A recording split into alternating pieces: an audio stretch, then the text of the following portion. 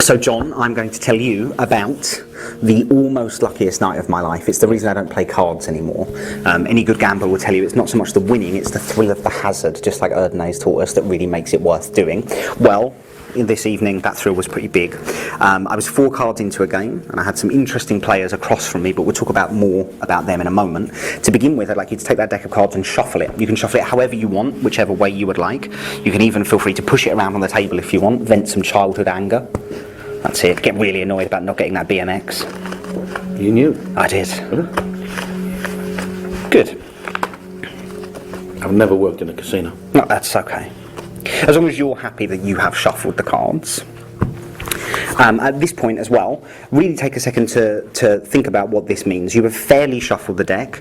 If you had shuffled more, the cards wouldn't have ended up in that position. If you had shuffled less, it would have ended up in a different position yet again. I want you, just like you would in a real card game, to cut the cards and complete the card. Good. So right now you've shuffled and you've cut. I told you that it was almost the luckiest night of my life. I was 4 cards into a game. I was playing against one other guy, an interesting guy. It was interesting because he was well known for his comedy magic, and his name began with a J, and his last name began with an A, and people called him Arcini. That was what was interesting about him. Yeah.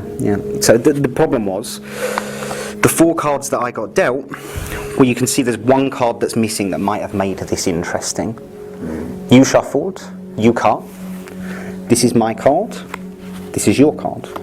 If you had shuffled a little bit more, I wouldn't have got the card that I got. If you had shuffled a little bit less, I wouldn't have got the cards that I got.